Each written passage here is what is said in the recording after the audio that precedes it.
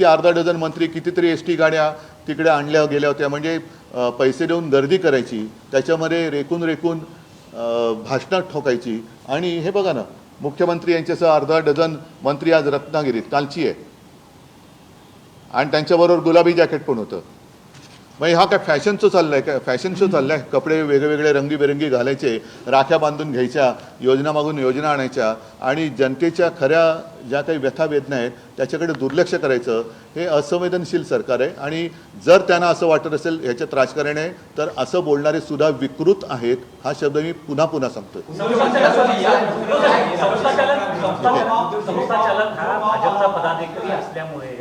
अशा प्रकारचा गुन्हा दाखल करण्यास वेळ झाला, नोंदणी करण्यास वेळ, दखल घेण्यास वेळ झाला, गृहखात्याकडून दबाव आला असेल असं वाटतं का?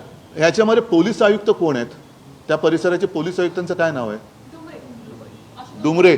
मग त्यांचं डमरू का वाजलं नाही याच्यामध्ये? पोलीस आयुक्त कुठे आहेत? आयुक्तांनी याच्याबद्दल सांगायला पाहिजे की त्यांच्यावरती दबाव होता की नव्हता. खरं पोलीस असं वागत नाहीत, पण त्यांच्यावरती दबाव जर आणला गेला असेल तर दबाव आणणारे आणि दबावाखाली काम करणारे पोलीस हे त्या नराधमा एवढेच गुन्हेगार आहेत, तर त्यांना सुद्धा शिक्षाही झालीच पाहिजे. म्हणजे ज्या दिवशी आंदोलन होत होतं त्या दिवशी गृहमंत्री, पालकमंत्री, इतर कोणी नेते न जाता गिरीश महाजन वारंवार तिथे जात होते आणि आंदोलकांना शांत करण्याचा प्रयत्न करत होते. गिरीश महाजनांबद्दल काय बोलायचं, जाऊ दे, मी आता आणखीन त्या विषयाला फाटे फोडत नाही.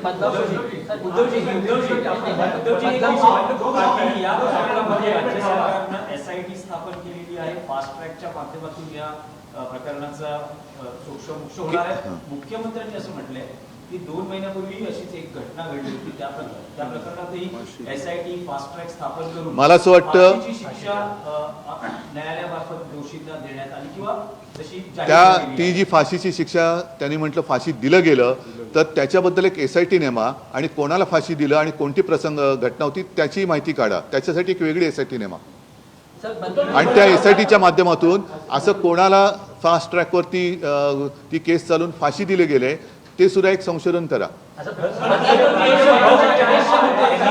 एकाने विचार, एकाने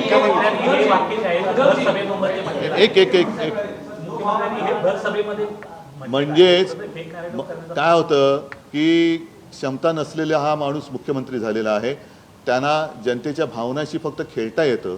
म्हणजे मला खरंच दुर्दैव वाटतं की अशी व्यक्ती ही राज्यकर्ती आहे, एकतर गद्दार आहे, आणि त्याच्यानंतर राज्य करताना जनतेशी सुद्धा त्यांच्या भावनेचीही गद्दारी करतायत. ह्याच्याबद्दल मला खरंच दुःख होते.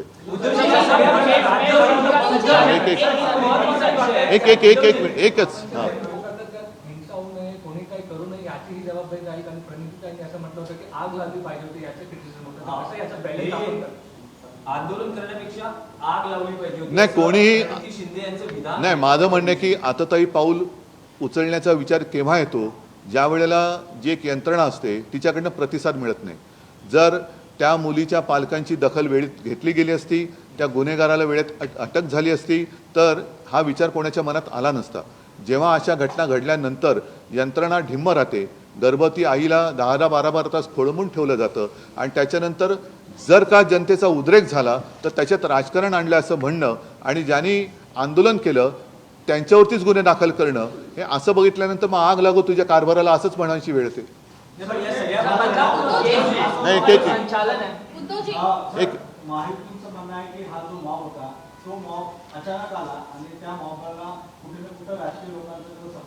बरं, क्षणभर असेल, काय चुकलं त्यांचं? म्हणजे निषेध पण करायचं नाही. जर ते उतरले नसते तर गुन्हा दाखल झाला असता का?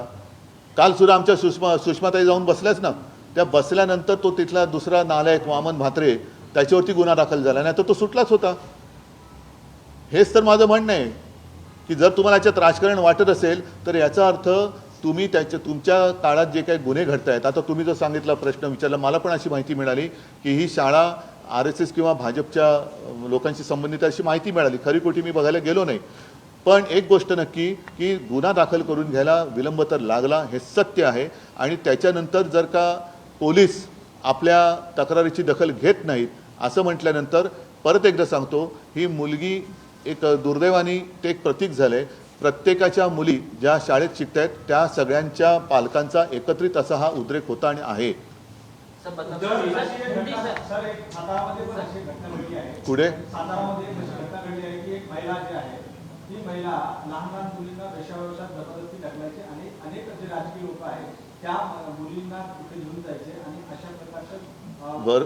पोलिसांनी कारवाई केलेली घटना आहे ती सातारा नाही काय होतं बघा, मी सगळ्या गोष्टी पोलिसांना देत नाही, पण त्यांच्यावरती दबाव आणणारे लोक हे गुन्हेगार आहेत आणि त्या दबावाला बळी पडणारे पोलीस हे सुद्धा गुन्हेगार आहेत.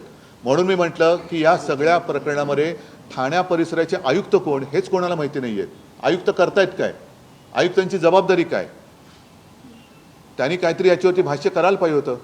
त्यांना सुद्धा माहिती पाहिजे की आपल्या सगळ्या कारभारामध्ये कार्यक्षेत्रात काय होते आणि काय होत नाही. तो जे या सगळ्या प्रकरणाचं या सगळ्या प्रकरणामध्ये रिपोर्टिंग करणाऱ्या सकाळच्या महिला पत्रकाराबद्दल जे आक्षेपार्ह वक्तव्य वामन म्हात्रेंनी केलं त्याच्यावरही गुन्हा नोंदवण्यासाठी उशीर केला आणि आंदोलन करावं लागलं. राजकीय पक्षाशी संलग्न असतानाही कुठली कारवाई झाली नाही. आंदोलन करावं लागलं. मी काल बोललो ना, सुषमाताई अंधारे जाऊन तिकडे बसल्या, सगळे शिवसैनिक तिकडे होते. आता शिवसैनिक म्हणजे ते तिथले नागरिकच आहेत, आत्ता मला भेटायला येणारच आहेत, मी बोलवलं आहे त्यांना. पण हाच जो विषय आहे ना की तक्रारीची दखल जर वेळच्या वेळेला घेतली गेली असती आणि कारवाई झाली असती तर हा उद्रेक झाला नसता.